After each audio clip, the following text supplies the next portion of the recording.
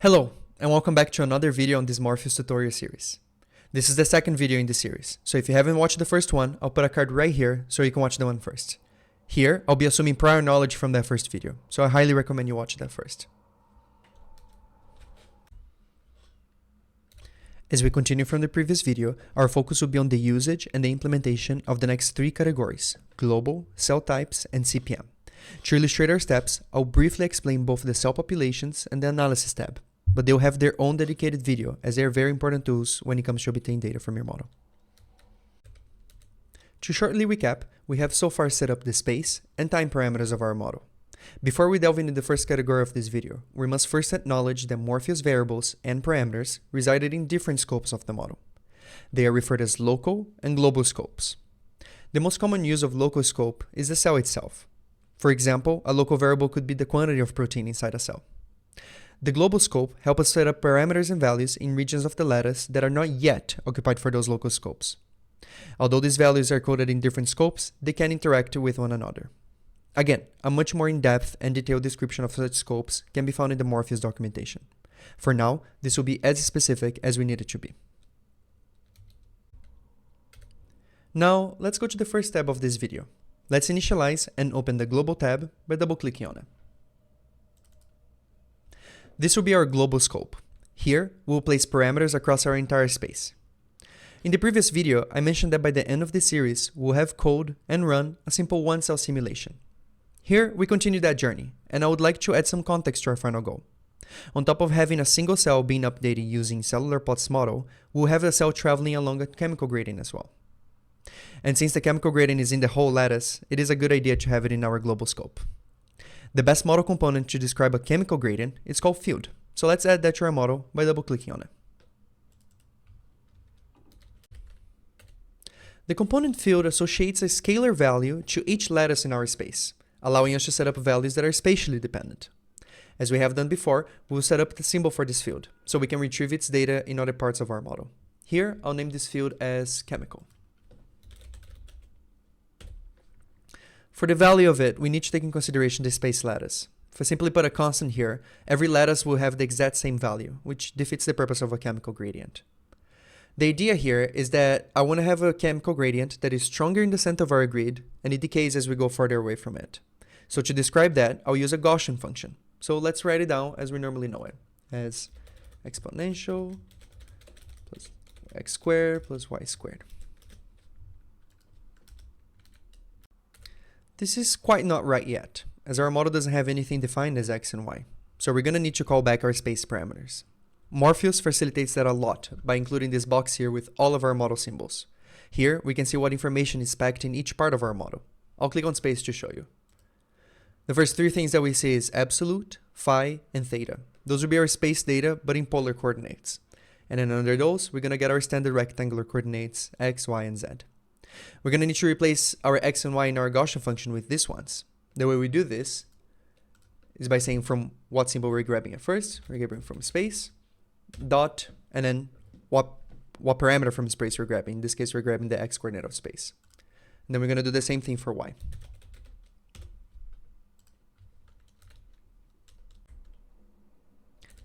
If we run as it is, we will get a Gaussian distribution around the origin. However, I want its maximum value to be in the center of our lattice. So we must do a shift by half of the size of the x-axis and half of the size of the y-axis. Again, that's why we named the size parameter of our space. We can see here in the model box, it has very similar parameters as space, and we can call back to those. So let's write down this translation by doing this following procedure. We're going to put a parenthesis around our space minus x, and we're going to subtract by size minus x. Again, doing the translation by... Oh, sorry, I forgot. We're going to do by half of the size because we want it to be in the center. And then a similar thing on y. Although we could have easily wrote down 250 for both of these values here, this will ensure that in case we change the size of our grid, our model will still run just as we expect it to run. Prior to recording, I was already playing around with this model, and I saw the need for two other parameters here. Let's add first one of them, and I'm going to call it capital A, and I'm going to give it a value of 50. The job of capital A here would be to increase the amount of stimulation that I have at the center. If if we remember what a Gaussian distribution is, at least with this function that we wrote, the maximum value would be of 1. And I want it to be a little bit bigger so the cell can feel attracted to it.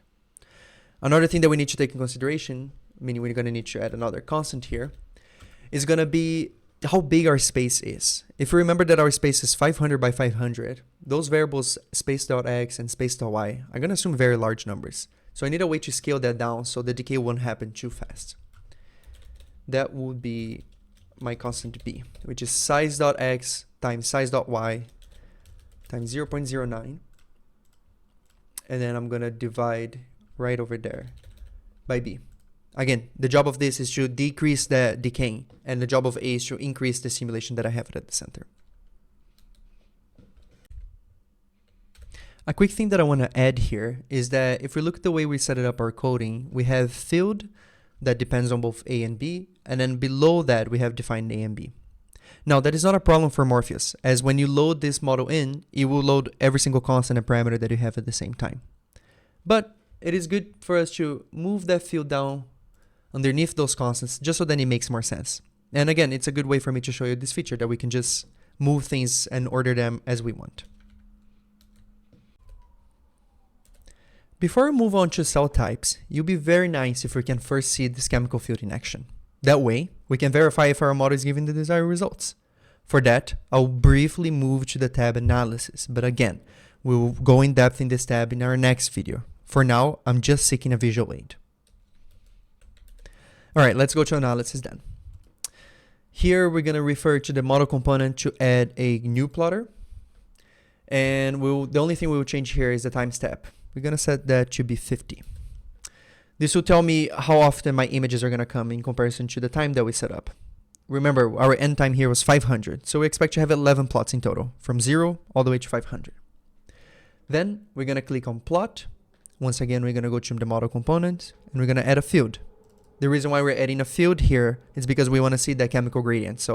We set up the chemical gradient as a field. Once we do that, we go to symbol reference. We find our chemical field there.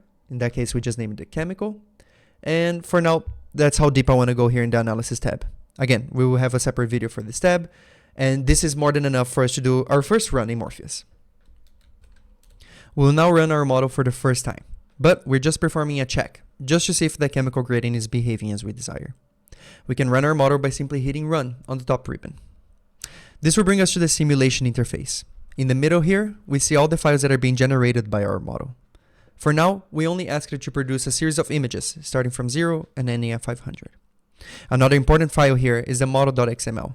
That is a copy of the XML file that was used to run the simulation. This can be very helpful. Like, imagine several iterations of your model and you forgot to save your progress and power goes out. If you wanted to obtain the file from the last run, you can simply go to the output files and you will find it there. Another useful feature of this is the ability of rerun previous iterations you took. On the bottom left corner, we can see that a folder was created with the title of our model and a job started. In this case, mine was job 1021. That kind of counts how many jobs you have done in Morpheus, or unless you have it restarted somehow. Alright, I spoke enough. Let's click on some of these images and see the preview of our chemical gradient. This looks fantastic. This looks exactly what we wanted. We have a chemical gradient that is concentrated in the middle and it slows decays the further away we get from it. Now we're ready to add our first cell to this model. Similarly to the global tab, we must initialize CellTypes by double-clicking on it. So let's do it. The software adds a cell type component by default.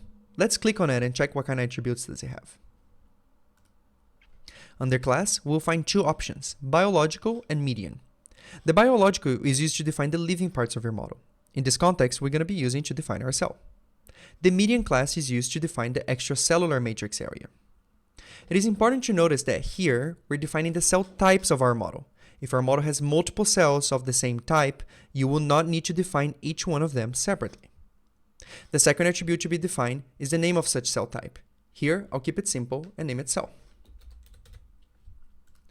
We can see that as soon as I named them, I got another symbol in our model symbol box. Here, you'll find all the attributes you can call back from a cell. Most of the time, whenever I set up a new cell type, the first two components that I will add are the perimeter and the area constraints. Here, they are labeled as surface and volume constraints. But since our model is in a 2D lattice, those will behave as perimeter and area. Let's add them up. When we click on volume constraint, we'll see the strength and the target. Again, prior to this recording, I found some good values to input here. So I will set the target area as 1000. And I'll leave the strength as 1. For the perimeter constraint, we will see that there's an extra attribute, the mode. There are two modes, Aspherity and surface. If you select surface, this constraint behaves just as you would expected. The target you place will be the target perimeter for the cell. To understand the other mode, Aspherity, allow me to give a brief explanation on it. One of the things we need to understand from Aspherity is that it's going to vary between the 2D and the 3D case. Here in my calculations, I'll show the 2D case. First, let's assume that the area of a given cell at some given time is just A.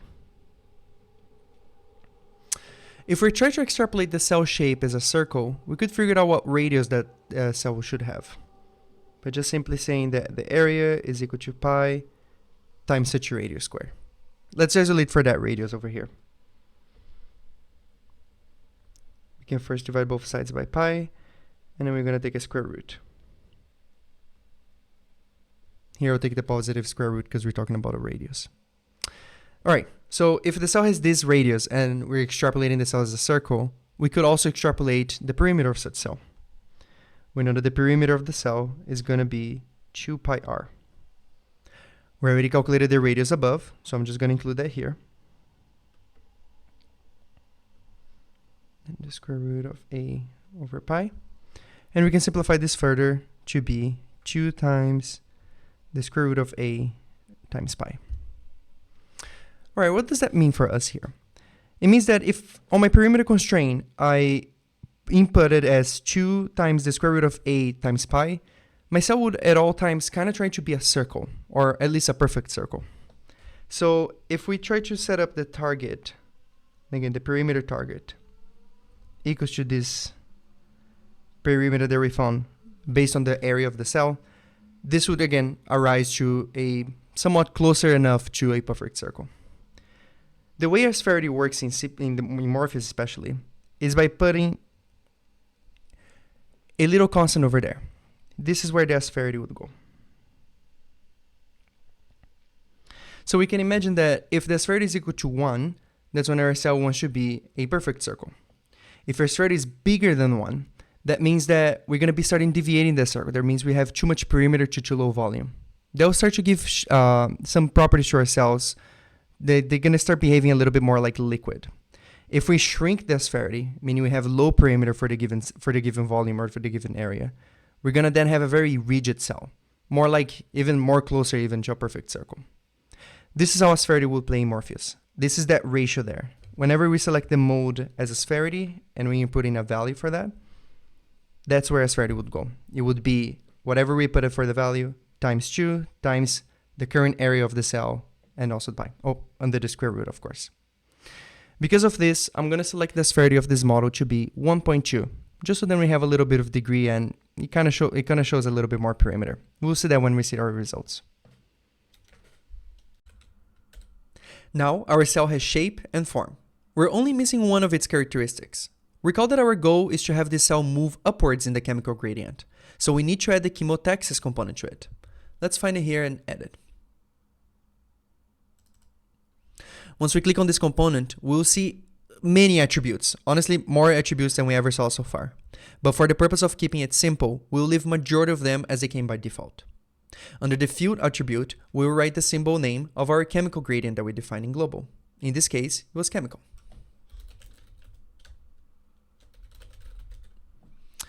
I'll also tune up the strength of this attraction to 10. Once again, for a thorough look on all these attributes, please refer to the Morpheus documentation. Now, we're done with this tab and we can move on to CPM. Again, we'll double-click the CPM to initialize it. Here is where we're going to set up the parameters for the cellular plots model. On the interactions, we would put parameters for adhesion of two cells, or even how the cells adhere to the median. But since our model is just going to be a single individual cell, and we have not set up a median for it too, I'll just leave this untouched. I'll also leave the shape surface component as it came by default.